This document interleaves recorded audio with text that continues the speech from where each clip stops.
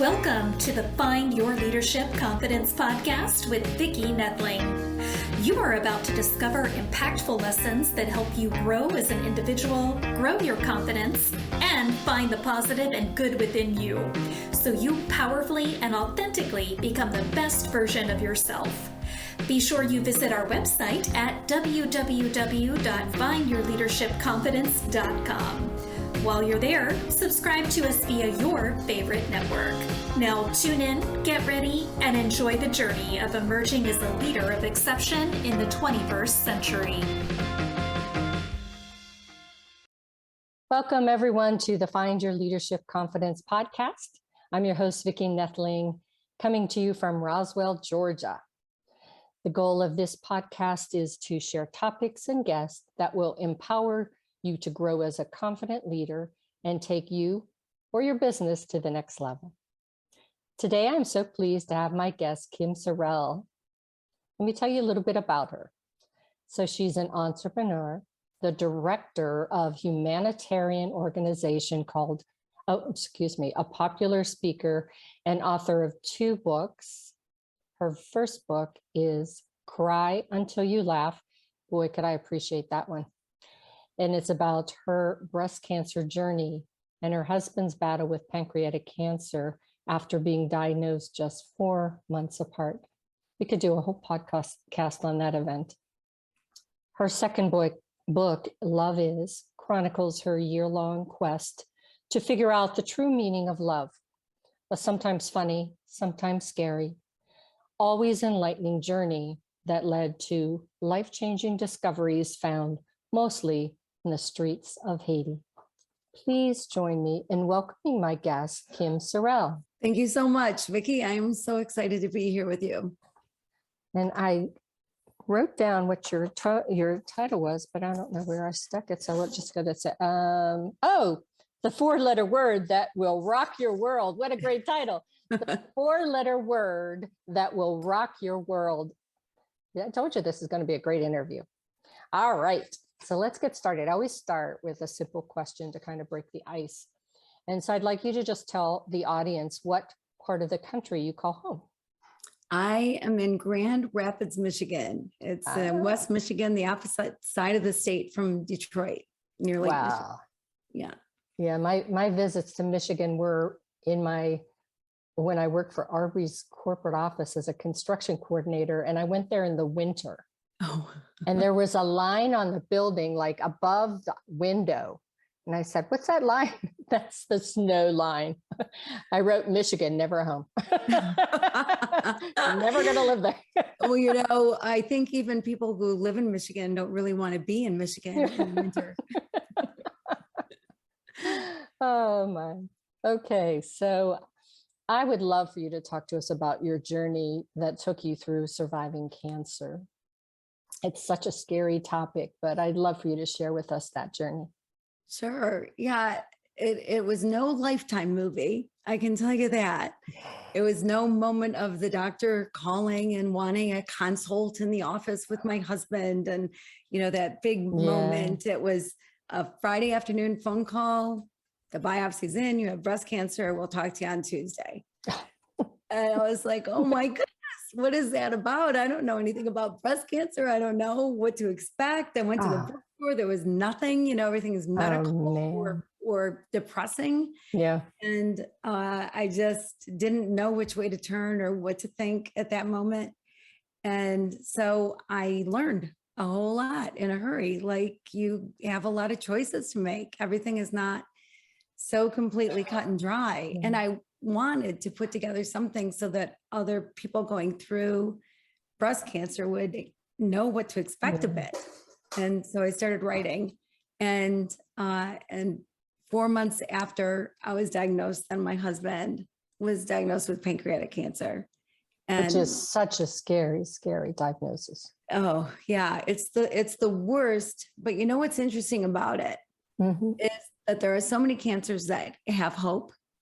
There are so many that people can fight and battle and overcome.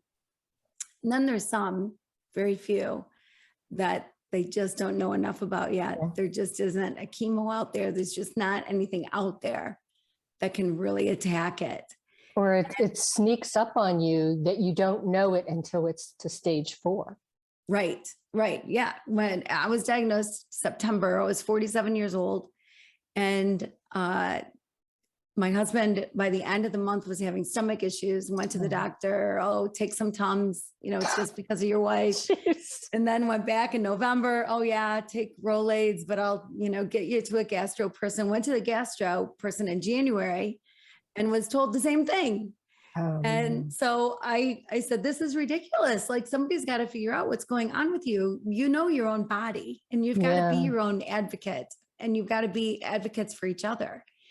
And so a week after his gastro appointment, I woke up and he was awake in pain. And I said, that's it. Go to the ER. And I had just had a hysterectomy, full hysterectomy, because of my cancer, had hormone receptors, whatever.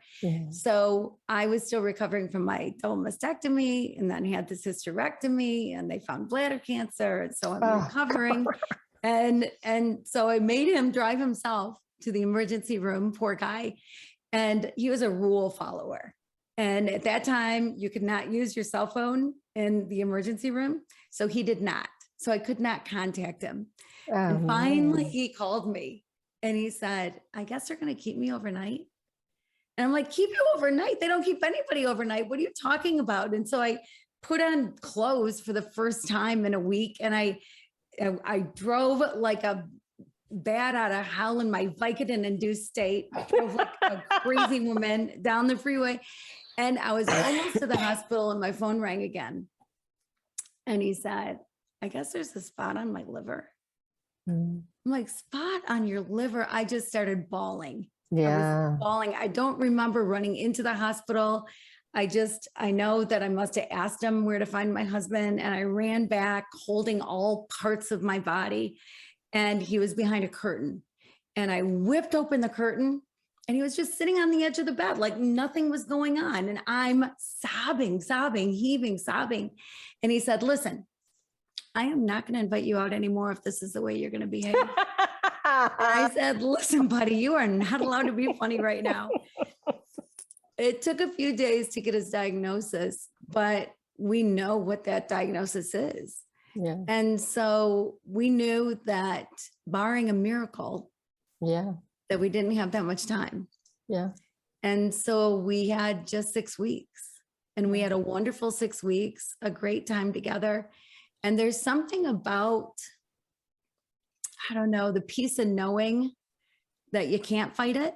Yeah. There's so many people that battle and end up leaving us anyway. Yeah. The acceptance of it, enjoying those last moments.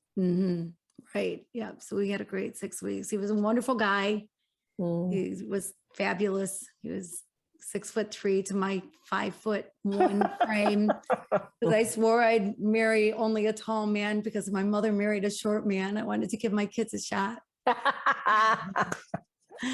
But so I, still got to go through stuff after losing him. And it was very. Yeah, because you were still in recovery. Yeah. Your major operation. Right. Yeah. And I was still facing more surgery and more medical stuff. Yeah.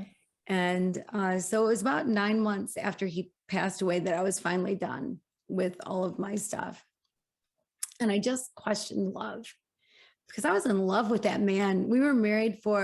I got married when I was 18 years old. I was going to be the first woman president. I had my life laid out before me. And then this 6'3" handsome, dark man walked in the room. That's right. All of that left the room. I just wanted to be with him, and that was it. And so I got married when I was 18, and we were in love until the day he died. And we were married for almost 29 years. And it was great. I mean, it was great. I had it better than most people have it their whole lives. And so I don't expect to have it again. Though as they say, the water is very shallow. And so I think I'm destined to be alone for the rest of my life, but I'd rather be alone and happy than with somebody I shouldn't be with. Yeah. Yeah. But so, but I question love. I question the reality of it and the truth of it. And it's not like you go to the bookstore and there's a manual on love or love for dummies, right? So you figure out love as you go along, and you're taught love by your parents, your grandparents, whoever's in your life. And everything we're taught about love isn't necessarily love, and things done in the name of love aren't necessarily love. And so I thought, I want to figure this out. You know, it's been a mystery for years and years and years. Like, I want to figure this out. And so I took this 2,000-year-old poem that you hear at every wedding. I think love is patient, love is kind, does not envy, does not boast, your eyes glaze over, because we've heard it so many times. But I took it one word at a time to figure out, what is love that is patient? What is love that is kind? And most of the time I was in Haiti, which was an interesting place to do this. And how did you get to Haiti?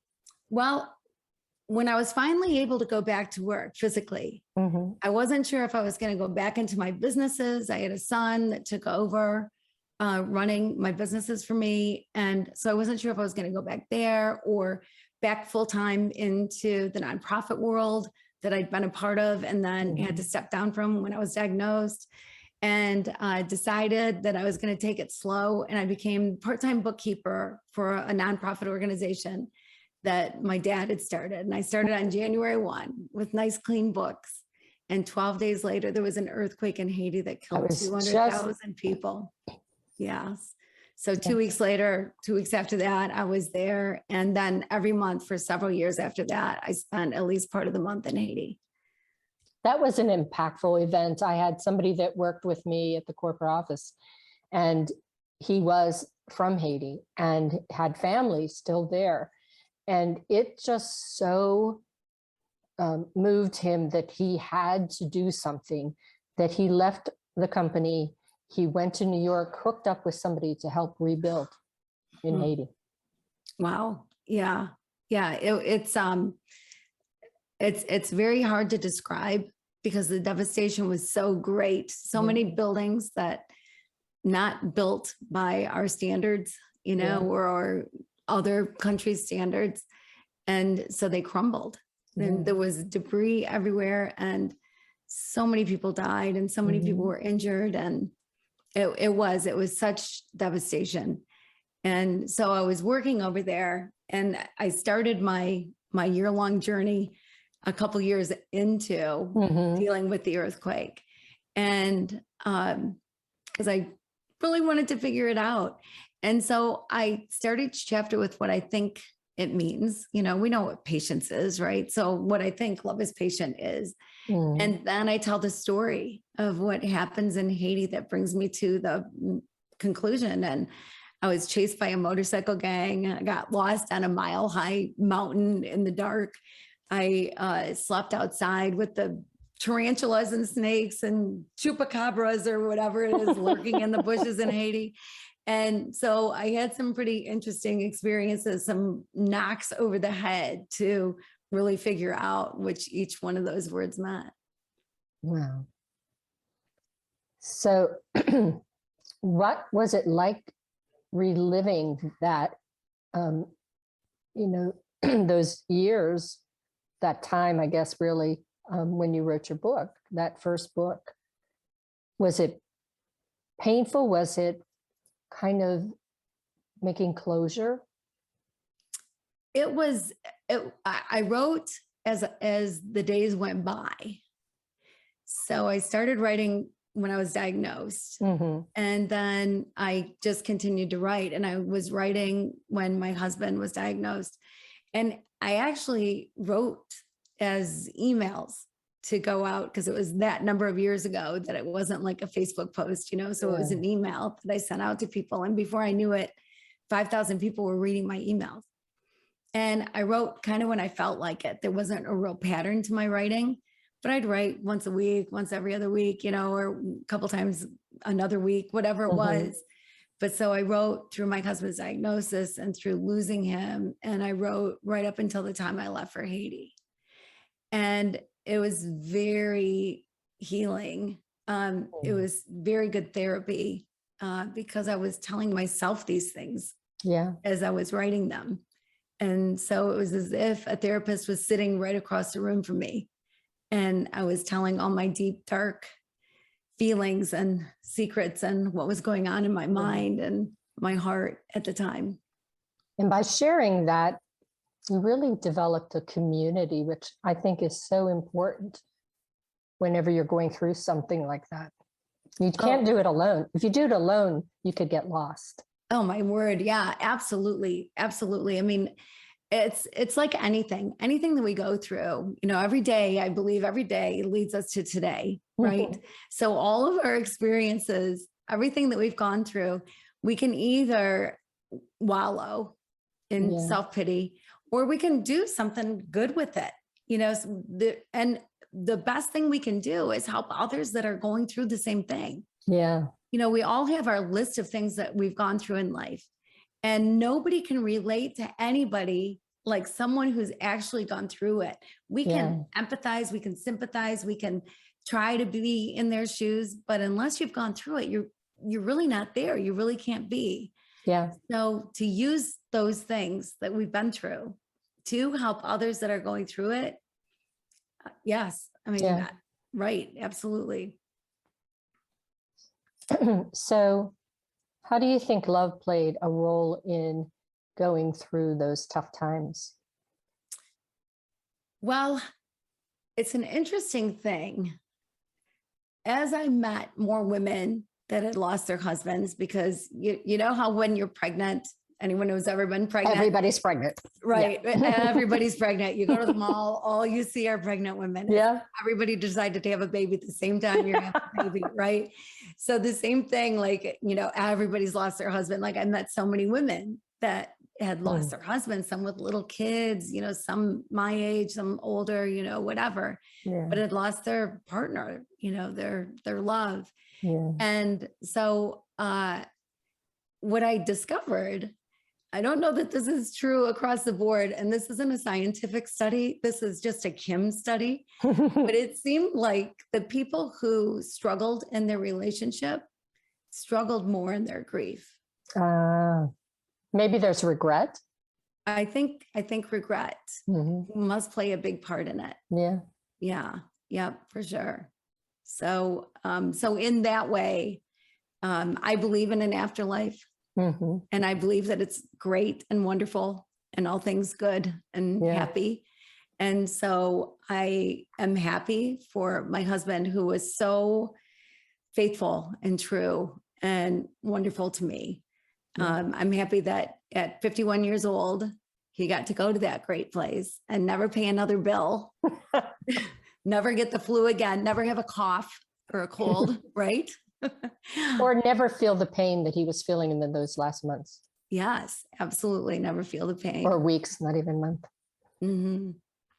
So if you could tell us just one thing that we should do now to change our lives, to love, and how we are loved. What should we do to really recognize love and how we love people? Well, there are 14 words in that poem. And the very first one, love is patient. And I thought I knew what patience was, right? I mean, you're not honking your horn when you're stuck in traffic. You're not stomping your foot because you're ready to go and they're not ready to go. And that was patient. But what I figured out is you put love is or love is not in front of any word, it totally changes the meaning. And so love that is patient, I believe you're supposed to love everybody. So when you love with love that is patient, you recognize that this moment right here, right now is the most important moment of your life. What's in the past is in the past. What's in the future is yet to come. And for me, and maybe other people out there, but for me, I was always distracted in conversation because I was always thinking ahead of, oh gosh, I've got this meeting later tonight and then I've got to stop and I've got to get milk, and thought that I was still in the conversation. But you weren't. I wasn't fully engaged. So to stop and clear your mind and not think of the future or the past, but truly be in the moment, then you really listen to the words that are said. And you're not waiting with your rebuttal. You're not assuming what they mean, but you're actually listening to the words. You're really hearing. And that is love that is patient, is giving your full self to the moment. The moment's going to come and go with or without you. Yeah. So to love with love that is patient, you are totally there, right there, and only there. You know, I have a notepad on my desk that says, what if I started and what if I stopped? And as you were talking, I thought, you know, it would be great if people would just say, what if I started accepting and loving everyone as without question, you know? And what if I stopped prejudging people before I even get to know them? I love that. I love that. And it's so true. I mean, that's sort of the arc that covers all the words of love, is that there is no judgment. There's no room for racism or discrimination of any kind. And you allow people to be who they are, who they're created to be, because it's not, we can't change people. I mean, that's something I've learned in my years, is you can't change anybody.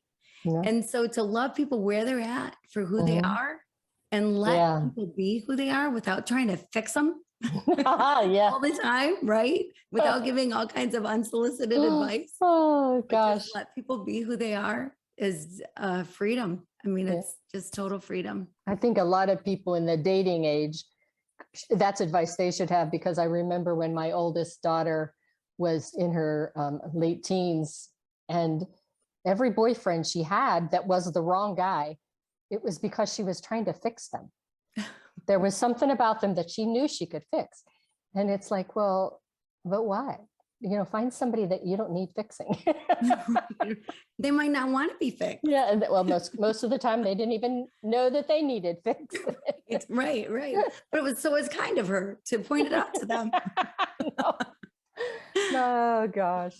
All right. This has been great. I have one question that I always ask, and it's, what advice would you like to have given to your 20, 30-year-old self? I would have told myself to cool it, to let people truly be who they are, and recognize the beauty in everyone. Yeah, for sure. That's beautiful. Okay, time for rapid fire. What is your next next destination going to be? Florida. My daughter's getting married at Disney World.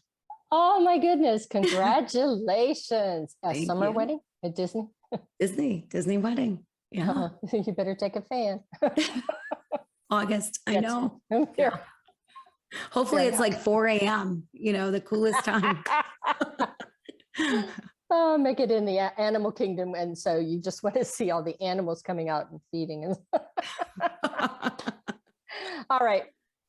What is the best part that you found of writing a book? The therapy that it brought, the healing that it brought, and the education. Yeah. And I think you really gave a great example of the fact that that next book you have in you is just can be easily accomplished by just journaling every day, your feelings, your thoughts. A great example. How do you stay focused? I've had to practice that a whole heck of a lot. That did not come natural to me with my type A father. But so I stay focused because I have practiced to do it. And now I know how.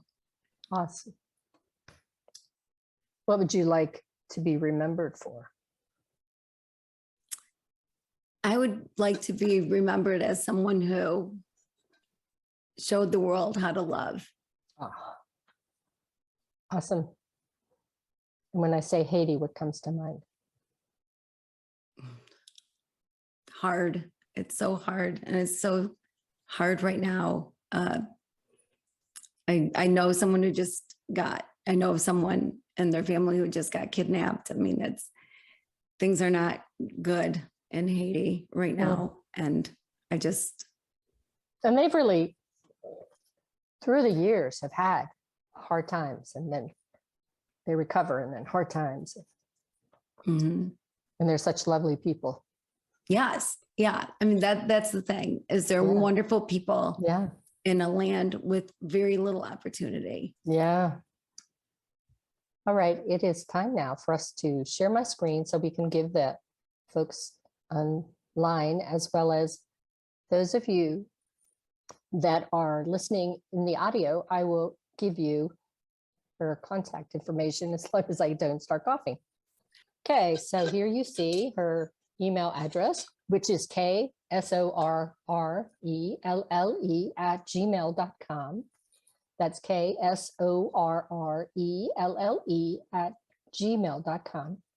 And you can visit her website, which is https://www.kimsorrelle.com. So first name, last name. So www.kimsorrelle.com. She's everywhere. On Instagram, Facebook, and as you can see, Twitter, YouTube, LinkedIn. So you can search by her name to find her, or you can take a screenshot of this and get it. Those of you that are listening online, just go to her website. I'm sure the links to all of these social medias are on that website. Kim, I'd like for you to just tell them about your free gift. Yes, I have a 14-day love challenge, and it is right on my website. And you go in, and if you sign up for it, I will send you a free WWLD, What Would Love Do wristband in the color of your choice. There's colors to choose from, but I would love to send you one and love for you to be a part of the 14-day love challenge. Awesome. That is so very cool. All right, so it is time for us to say thank you so much for being such a wonderful guest, sharing your story, sharing your tips about how we can maybe get in better connection and understanding of love. Love is so important in our lives.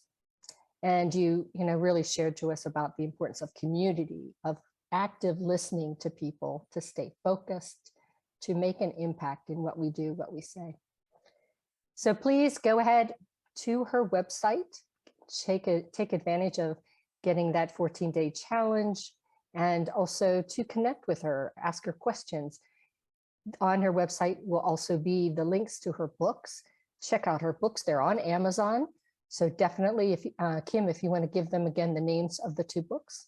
Yes, Cry Until You Laugh is the first one, and Love is Awesome. the second one. And I'm literally the only Kim Sorrelle spelled my way in the entire world because it has way too many letters. So, So until next time, please remember life is a journey, and it's up to you to enjoy the ride. This is Vicki Nettling signing off. Thank you for tuning into the Find Your Leadership Confidence podcast with Vicki Nettling, where we share impactful lessons that help you grow as an individual, grow your confidence, and find the positive and good within you so you powerfully and authentically become the best version of yourself. Remember to visit our website at www.findyourleadershipconfidence.com and enjoy even more great episodes like this one. Again, while you're here, subscribe to us via your favorite network. We look forward to seeing you next time on the Find Your Leadership Confidence podcast.